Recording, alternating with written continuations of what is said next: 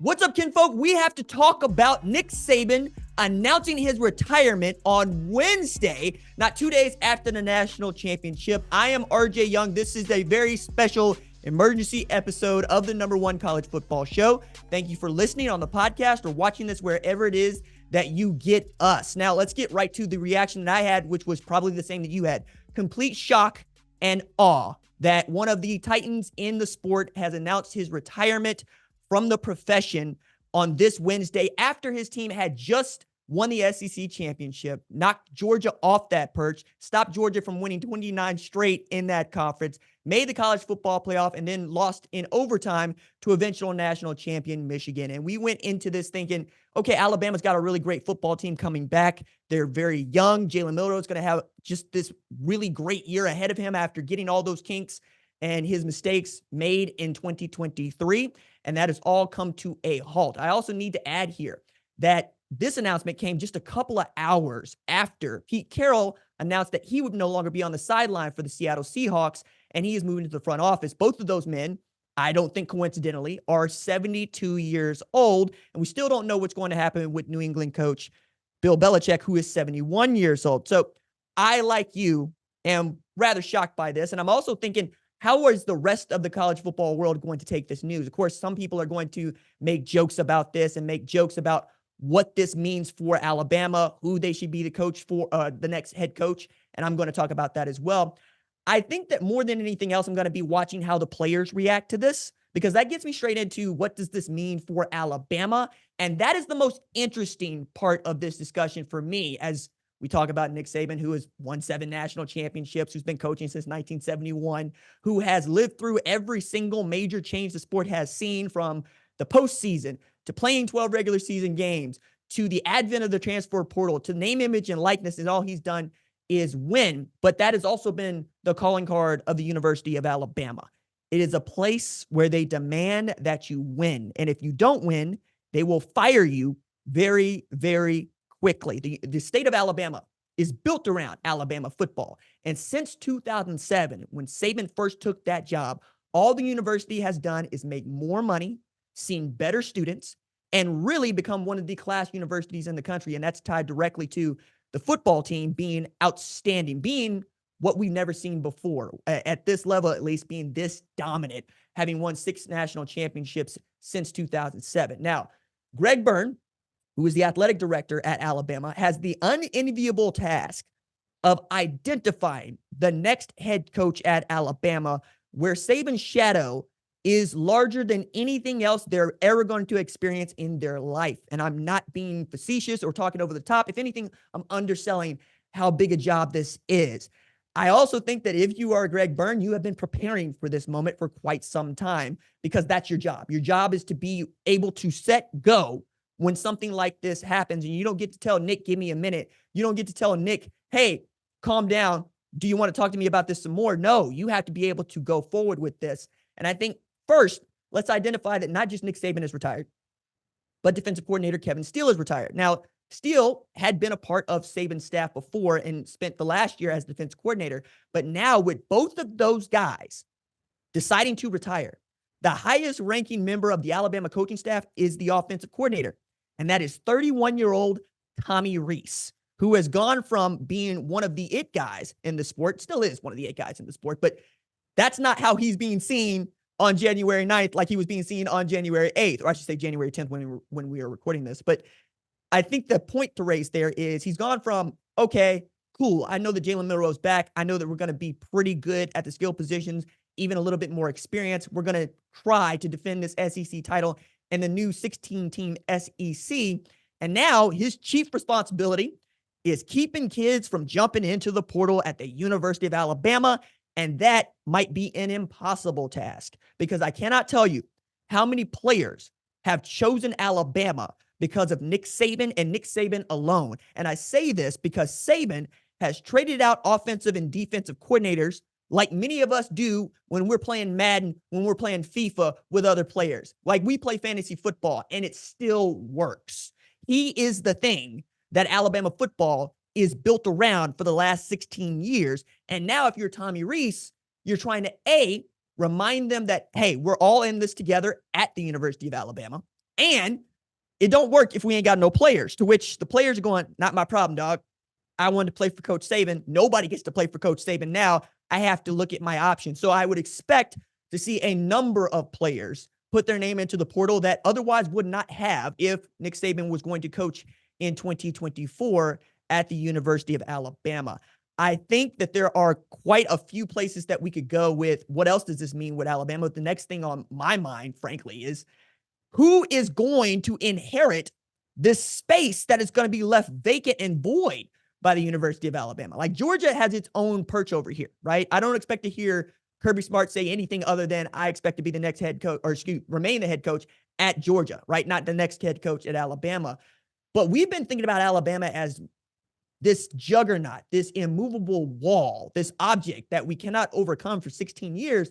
And now it fastly looks like it could go back to what it was when I was in high school, which is we didn't really think about the University of Alabama. I only had the stories of Bear Bryant and some about Gene Stallings, but never was I fearful of Alabama. Are we going to be afraid of them? And who is going to really take up for this? Who is going to benefit from Nick Saban not being the head coach at Alabama? And, the more I think about this, the more I think we got a number of candidates here, right? Like, if Nick Saban was not the head coach at Alabama last year, does Florida State get into the college football playoff? This is a retrospective, right? That's what we're doing now. We're asking, what does Nick Saban being a part of that university mean to the sport, and how do those things continue to fall? Now, as I am thinking about this, I have to mention who I think should get a look to be the next head coach at Alabama, as we're talking about who could fill that void, right? But also, if that void's going to still be there. So let's go through some names really quickly that I had written down, and you can check out this piece at foxsports.com that I wrote in reaction to Nick Saban announcing his retirement. But the first name that I have on this list is, I think, an obvious one, Clemson coach Dabo Swinney, who gave Tyler from Spartanburg the how now and the what for, because they weren't as good as they had been in previous years. Now, it turns out Clemson got off the schneid, went and had a 9-win season, beat an SEC foe in Kentucky, and really is set themselves up to be really good in the ACC. But we all know that Dabo Swinney's story begins at the University of Alabama. We know that everything about his get down screams the University of Alabama. And we know that he told Tyler from Spartanburg, hey, you can apply for the job as Clemson head coach anytime you want. And if I'm not wanted at Clemson, I'll go somewhere where I am. I think that Alabama would be such a place, because not only is he a great football coach, he would bend right into that void left by Saban. I think he's got shoulders broad enough to not just be able to coach in that environment, but to be confident enough to keep Saban not just around, but his memory, and really try to lay over the top what he knows about coaching football at Clemson with what they got going on in Alabama. I think that would be a home run. It's just whether or not Dabo would be willing to leave a place like Clemson, which he turned into a juggernaut. Another thing to really underscore there, we did not think about Clemson at all. Like, we forgot that Alabama was good. We didn't think about Clemson at all until Dabo Swinney got there and started winning 9, 10, 11, 12, 15 games, 2 national championships. That's the guy that I would make a phone call first to. As I said on Twitter, I told Greg Byrne, you're reading this tweet, dog. You've read too far. You should be on the phone with Dabo right damn now. So that's number one. Number 2 on the list for me is Oregon head coach Dan Lanning. Dan Lanning has done more to impress me with how he is able to manage stress and manage opportunities than any other young head coach in the sport today. I mean, I don't mind saying it. Dan Lanning and I are the same age, right? And yet and still, he is the guy saying, no, I got my big boy britches on. I know what I said. I know what I'm capable of, and I know what our team can do, right? We got to see this when they played Colorado, and we got to see it again when they played Washington. We got to see it again when they made the Pac-12 championship, and one more time in the Fiesta Bowl. But also in there, he has been able to create a program at Oregon that can survive coordinator switches, right? So he lost Kenny Dillingham to Arizona State's head coach, hires Will Stein. Nothing changes. They're still great. They're still pretty doggone good. Tosh Lupoi, a former defense coordinator at Alabama, defense coordinator at Oregon, right? Dan Lanning obviously was a GA for Saban and was a DC for Kirby Smart. That feels like a really great hire if you can make it happen. And I don't know that he would be listening, but if he is, and Dabo says no, that's the guy that you got to try to get. one of the last things that I wanted to tell you about Dan Lanning that impressed me was producer Tyler was in Vegas for the Pac-12 media days. And one of the things that always sticks out to us is who shows up as they're moving from room to room. Dan Lanning was his own man. Didn't have an SID with him, didn't have players with him. He said, hey, you guys ready for me? And he sat down, he did the interview. I got to tell you, there are not a lot of guys that are willing to do such a thing. And yet that man carries it because he knows who he is and he knows what he's capable of. Another man that you would need in a place like Alabama following the departure of Nick Saban. Third on the list for me is Washington head coach Kalen DeBoer, who is followed around by winning. I don't say that he follows winning around. I say winning follows him. He won at every single level he's coached at, from NAIA to Group of Five to Power Five to the last Pac-12 champion that we're going to see for some time to make it in the national championship game at Washington. I think that what he was able to do with Michael Penix Jr. over the last couple of years and Ryan Grubb has been outstanding. Also, let's add in here, Ryan Grubb was a guy that Nick Saban wanted to get down to Alabama before eventually setting on Tommy Rees. If you could pick that staff up, take them over to Alabama, make that fit for them, I think it's okay. But that dude coming from not just the Pacific Northwest, but the Dakotas, we'll see, right? I honestly believe that if they could get him, they would take him. I think that we're talking about a man that understands how to build programs. And I love his line during the lead up to the national championship. He said, some guys are born on third base. I learned a lot going around the bases. Man after my own heart, right? Had to earn it everywhere he goes. So nothing is too big for him. And he understands the value of work and how hard it is to achieve winning at a high level. Fourth on the list, again, an obvious one, but perhaps not the one that Alabama fans are thinking about, in Lane Kiffin, head coach at the University of Mississippi, former coordinator at Alabama. Now, Lane's thing is to be on the tweets. He's very 21st century, right? He is the heir apparent to Mike Leach. And as far as he's going to be entertaining, he's going to say some stuff that's off the wall, but he's also going to win a bunch of football games. He put together the first 11-win season at Ole Miss in over 100 years just last year. And they have consistently been a double-digit winning program over the last couple of years. Not an easy thing to do at the University of Mississippi. And the reason that is Alabama's over there, and so is Georgia.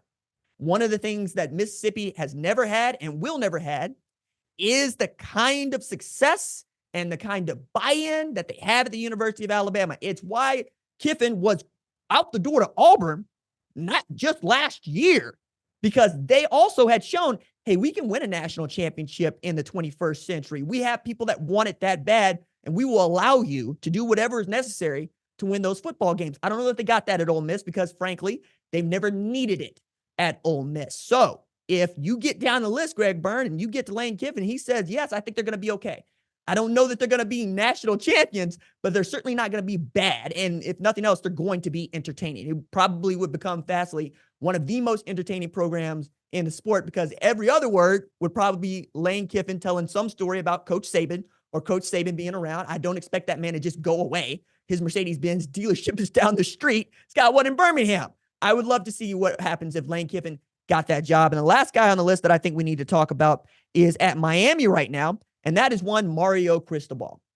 Cristobal got everything the hard way, right? Great offensive line coach and a better recruiter and fiery in his leadership. Now, the one thing that I got against Mario Cristobal that I think other people do too is his game time decision-making ain't always on par. There's some things that we would like to see somebody else make the decision for. But when you're talking about putting together a roster, putting together an outstanding coaching staff, and having guys that believe they can win at a high level, Mario Cristobal foots the bill for that.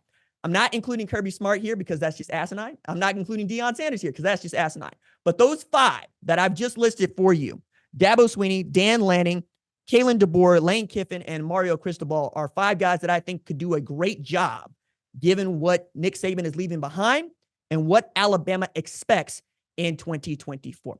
All right, one more note. We do have a show that is coming out on Thursday. It is the 10 things that I'm looking forward to in the 2024 season. And this ain't in it, okay? Because we recorded that show before this news. So bear in mind that we did not discuss this topic because we couldn't see into the future. All right, we'll be back live next Tuesday at 6 p.m. Central, 7 p.m. Eastern on the YouTubes, wherever you get your live broadcast. Until then, I just want to say thank you to the staff that showed up to help us produce the show in a hurry. And I am very curious to see what happens next in this saga around one Nick Saban. All right, that is going to do it for me. Doses. If you like what you've seen, consider subscribing to the #1 college football show on YouTube, the Fox Sports app, or wherever you get your podcast.